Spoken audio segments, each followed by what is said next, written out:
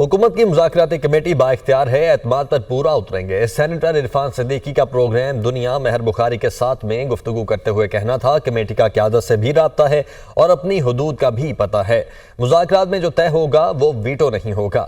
P T I ارکان کی غیر حاضری سے تعجب ہوا۔ اسد قیصر نے زبانی مطالبات میں قبل از وقت انتخابات کا مطالبہ نہیں کیا۔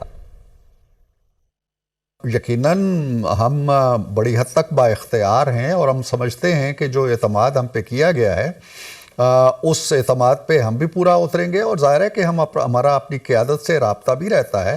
جو یہاں پیش رفت ہوگی وہ ان کے علم میں آئے گی۔